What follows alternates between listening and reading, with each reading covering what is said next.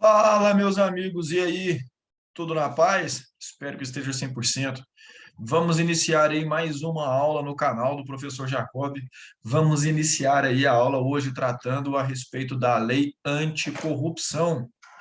Uma lei aí que está em voga aí, principalmente no concurso da Polícia Penal de Minas Gerais e em outros concursos aí na área policial. Sem mais delongas, vamos iniciar o estudo aí em cima da própria lei, destacando o que é mais importante para termos atenção no decorrer da nossa prova. Vamos lá, hein?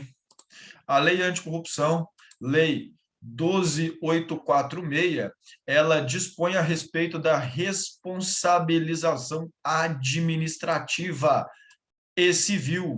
Cuidado, a lei anticorrupção, ela não traz responsabilização penal, ela traz apenas responsabilização civil e administrativa das pessoas jurídicas que praticarem atos de corrupção contra a administração pública nacional ou estrangeira. Nós teremos aí que essa lei vai dispor a respeito da responsabilização objetiva administrativa e civil. O que isso quer dizer? Quer dizer que, por ser objetiva a espécie de responsabilização, não há necessidade de se comprovar dolo ou culpa para imputar responsabilidade a uma pessoa jurídica. Diferentemente, se tratasse de uma responsabilização subjetiva. A responsabilização subjetiva, ela é aquela responsabilização em que vai se analisar o caso concreto e o agente do caso concreto, vendo se ele agiu com dolo ou culpa. E aí, os sujeitos ativos dos atos de corrupção abordados pela Lei 12.846 de 2013 são pessoas jurídicas. A lei anticorrupção não traz punição de pessoa física. Ela vem abordando em alguns aspectos a independência da responsabilidade entre pessoas físicas e jurídicas. No entanto, ela vem exclusivamente abordar a responsabilização administrativa e civil das pessoas jurídicas. Lembrando que teremos como sujeitos ativos pessoas jurídicas e sujeitos passivos a administração pública nacional ou estrangeira. E aí, tratando do sujeito passivo, poderão sofrer e, assim, ensejar punição em uma responsabilização objetiva as sociedades empresárias, as sociedades simples, personificadas ou não, independentemente da forma de organização ou modelo societário adotado, bem como a quaisquer fundações, associações ou entidades ou pessoas ou sociedades estrangeiras que tenham sede filial ou representação no território constituídas de fato ou de direito, ainda que transitoriamente. Então, o parágrafo único vem trazendo quem são os sujeitos ativos, quem são os sujeitos ativos dos atos de corrupção. Peço atenção especial para que esta lei ela tenha aplicação territorial nos atos praticados dentro do território nacional e extraterritorial nos atos praticados fora do território nacional.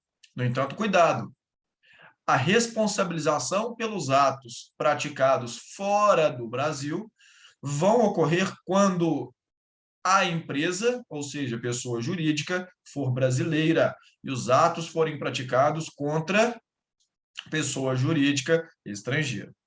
Então, toma cuidado, porque quando se tratar de sujeito ativo e não passivo, as sociedades estrangeiras com sede no Brasil, presta bem atenção nesse finalzinho, sede ou representação filial no território brasileiro, elas também vão ser responsabilizadas pelos seus atos de corrupção. E aí, como já falado anteriormente no caput do artigo 1º, a responsabilização das pessoas jurídicas ocorre de forma objetiva. Cuidado, a prova costuma trocar aí por responsabilização subjetiva. Âmbito administrativo e civil. Não existe responsabilização penal pela lei anticorrupção. E aí, vem tratando a respeito da independência da responsabilização das pessoas jurídicas e dos sócios e administradores, gestores das pessoas jurídicas. Como bem sabido, no direito brasileiro, as pessoas jurídicas, elas respondem pelos seus atos e criminalmente vão responder apenas pelos atos contra o meio ambiente, de acordo com o artigo aí 225 da Constituição. Aqui, como não traz responsabilidade penal, estamos falando de uma responsabilidade civil e administrativa, a responsabilização da pessoa jurídica não exclui a responsabilização de seus sócios gerentes ou administradores, não exclui. Lembrando que aqui, nesta lei, vai se tratar única e exclusivamente da responsabilização das pessoas jurídicas e em outros diplomas, como a Lei 866, a Lei de Improbidade Administrativa, vai tratar aí da responsabilização dos agentes propriamente dito, pessoas físicas. E aí, essa responsabilização, ela é independente, ou seja, se a pessoa jurídica foi responsabilizada, pode ocorrer a absolvição dos sócios gerentes. E vice-versa, se os sócios gerentes forem responsabilizados por uma outra lei, pelo mesmo ato, porém por uma outra lei, as pessoas jurídicas podem ser absolvidas. Então, só porque um foi condenado não quer dizer que o outro também será. A responsabilização é independente uma da outra. E aí, vem trazendo, né, apenas como um adendo, um ato explicativo, que enquanto a responsabilização das pessoas jurídicas ocorre de forma objetiva, ou seja, sem necessidade de comprovar dolo e culpa, já os dirigentes e administradores das pessoas jurídicas, praticantes de atos de corrupção, eles vão ser responsabilizados pela teoria subjetiva, quer dizer que deve ser analisado dolo e culpa em suas condutas. Mais precisamente, serão responsabilizados na medida de sua culpabilidade. Na medida de sua culpabilidade. Quer dizer que cada caso concreto, apesar de ter 2, 3, 4 sócios gerentes ou administradores, cada um terá uma pena diferente da outra, porque, a princípio, cada um terá uma participação diferente da outra. E aí, é importante destacar também que a responsabilização pelos atos pelos atos de corrupção das pessoas jurídicas, civil e administrativas, vão persistir mesmo nos casos de alteração contratual, transformação, incorporação, fusão ou cisão societária. Então, quando uma empresa for modificada, quando uma empresa incorporar outra, quando uma empresa comprar outra empresa, se dividir, a responsabilização vai permanecer. A responsabilização pelos atos de corrupção subsistirá nos casos de alteração contratual da empresa. Perfeito? Peço atenção especial para o parágrafo 1º do artigo 4º, porque não é em qualquer caso de alteração contratual das empresas. É no caso de fusão ou de incorporação, a responsabilidade da sucessora, ou seja, da empresa que comprou a outra ou da empresa que se incorporou por outra, ela será restrita ao pagamento da multa e à reparação do dano causado. Só que a reparação do dano causado e a multa, eles terão um limite. E esse limite será até o limite do patrimônio transferido, não lhe sendo aplicadas as demais sanções. Como nós veremos, dentro da lei aí anticorrupção, teremos sanções administrativas, teremos sanções judiciais, com certeza, no âmbito do direito civil. E aí, a responsabilização dessas empresas, pessoas jurídicas, quando nos casos de corrupção e de fusão e incorporação, vai subsistir apenas nas duas possibilidades de punição administrativa, multa e reparação do dano.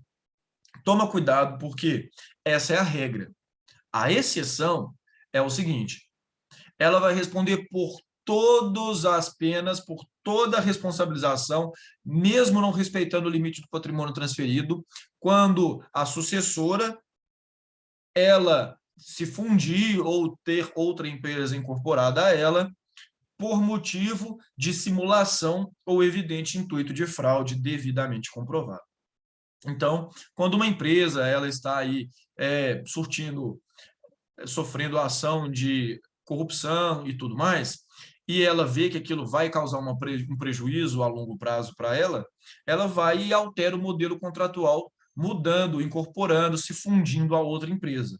E aí, se essa fusão ou incorporação for feita para ludibriar o Estado, ou seja, simular ou evidente intuito de fraude, o que vai acontecer? A empresa sucessora vai se responsabilizar por todas as penalidades, não apenas multa e ressarcimento integral do dano. Beleza? Toma cuidado com isso aí, pegadinha de prova, hein? E aí nós veremos que as sociedades que exercem controle, gestão, administração sobre outras, vão responder solidariamente pelos atos de corrupção praticados por elas, as administradas. Então, se uma empresa A, ela é gerente da empresa B, C, D, E e F, se a F, lá no cu do mundo, praticar um ato de corrupção, a empresa gestora, ela vai se responsabilizar solidariamente. E o que quer dizer essa responsabilização solidariamente? Eu gosto muito de dar o exemplo do avalista. Quando você é avalista de alguém no âmbito do direito civil, você assume aquela dívida com a pessoa. Quer dizer que você pode ser cobrado por aquela dívida antes mesmo de se cobrar da pessoa que realmente deve. Isso é responsabilidade solidária. Então, as empresas que são controladoras, gestoras, coligadas ou no âmbito do respectivo contrato tiver alguma força de administração sobre a outra, ela responde igualmente pela outra, solidariamente. Solidariamente. Mas esta responsabilização solidária se limita ao pagamento da multa e ao ressarcimento do dano integral. Fechamento desse primeiro bloco, atenção especial para os pontos que forem destacados. Já já estaremos de volta.